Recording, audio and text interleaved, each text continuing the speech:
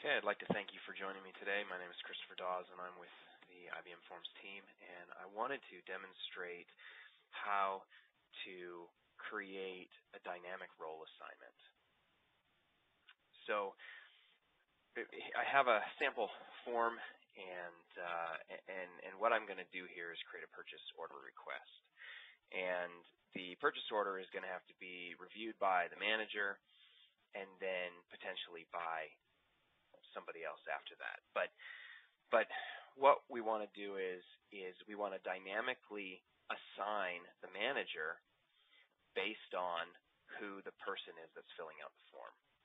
And we're going to do that by using a service. Now, in my case, I'm going to be using a Blue Pages service, which is our IBM's LDAP. But if you were performing this outside of IBM, then you could query your own LDAP or some other application. Now, just for simplicity's sake and for time's sake and to keep the video short, I'm not going to fill out a lot of extra details, but there are a few things that we need to do. And the first thing that we need to do is we need to create another stage. So I am going to create a manager review stage, and I'm just going to change the ID as well. And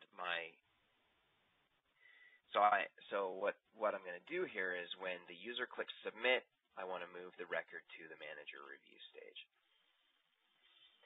And as a result of so my stages are set up. And then what I need to do is I need to create a role. And the role I'm going to create is the manager role. And the difference here, one of the most common questions is, what is the difference between open and closed? Well, open means that you can dynamically assign a user to this role. If it's closed, then you must statically define the role through this interface here, where we can add a group or an individual email address. In my case, I'm going to dynamically assign the manager, so I want to have it set to open. Within my access permissions for this particular stage, I only want the manager to be able to read the record, and I want the manager to be able to update the record. So now I've set up my access permissions for my manager role. I'm going to flip back to my stages, and in my manager review, I'm going to add a couple of submit buttons. I'm going to add an accept. Well, actually, let's do approve. And I'm going to add another button, which is reject. For now, both of them will move to the end stage, but if I wanted to take this further, then I would have an approve stage and a reject stage. And to take it even one step further than that, if I had a third party that needed to approve, then I would create a stage for that group, say maybe the financial advisor, if the purchase order is greater than $1,000, then it needs to be approved by a financial advisor. And so then we would have a stage for that person, and the approve would move from there to the financial advisor if necessary. So now that our stages are set up and our access permissions are set up, it's time to assign the user to that role. And we're going to do it based on the act of the submit button. So under advanced, we have the option of creating a couple of activities. We can send an email, we can call a service, or we can assign users by a service call, and that's what we want. Now, in this case, I'm just going to use our Blue Pages service, but you could use any service that you want. In the 8.0 version of the product, we don't have the ability to directly assign a field from a form into a role. So the only way to do that today is using a service. So I'm going to select my Blue Pages lookup, and I'm going to say this is the current user search by their email address. Now, if your current user, if your Feb login is, say, a UID and not an email address, well, then you would want to bind to the email address that you have on the form. But in my case, my user ID and login for Feb is my email address, and so I can do this mapping. On the output now, I want to return the manager email, and I'm going to bind it to the manager role.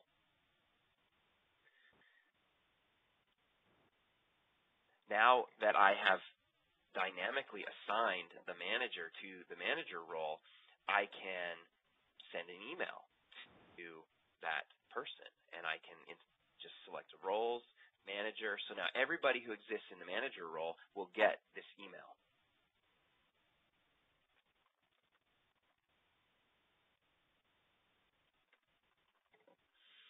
And we can insert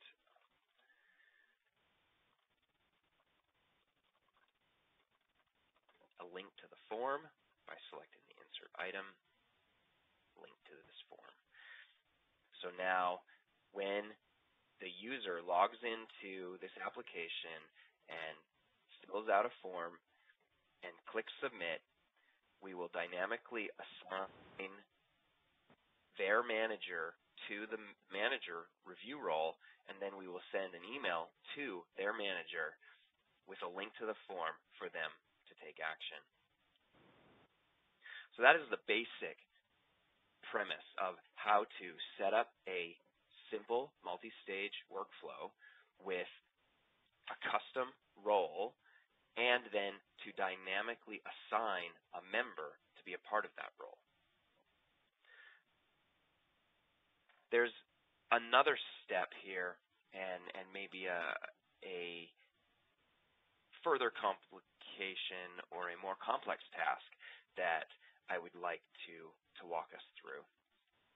Let's say, for example, that we want to carry on with our financial advisor use case, and we allow the user to specify the FA approver email. So what we want is we want to create a new role,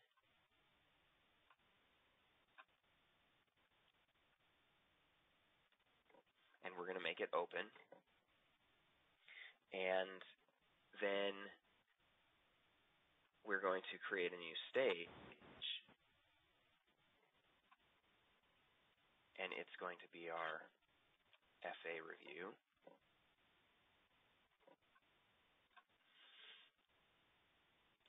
And we're going to say that when the manager approves the record, we're going to move it into the FA review. And I'm not going to bother with the extra conditional logic about if it's greater than a certain amount. We're just going to say when the manager approves it, it goes to the financial advisor for review. And then when they approve, it'll just move right to the end stage. And we could do the same thing as have a reject button, and it will also move it to the end stage.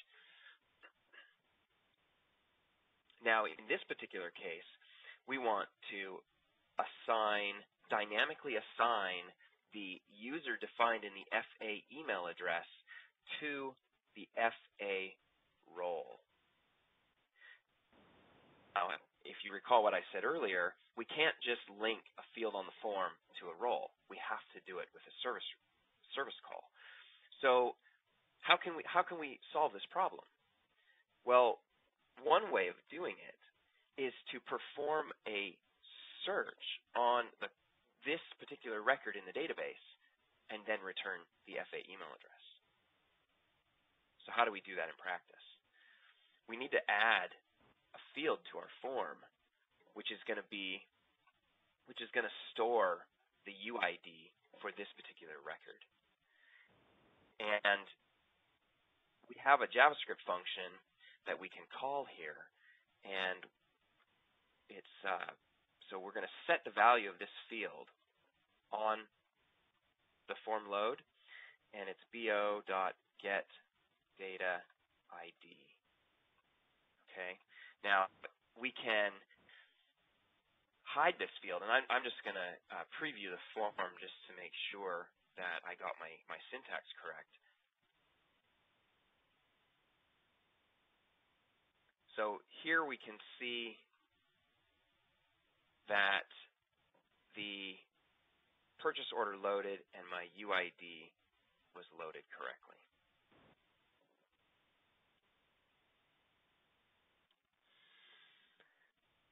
So the next step is to create our service call. So on the manager approve, we're going to perform assign users. We're going to do an IBM Forms Experience Builder application search. And I'm going to search for my application. I may have mentioned this in previous videos, but you have the ability to call any application, any Forms Experience Builder application.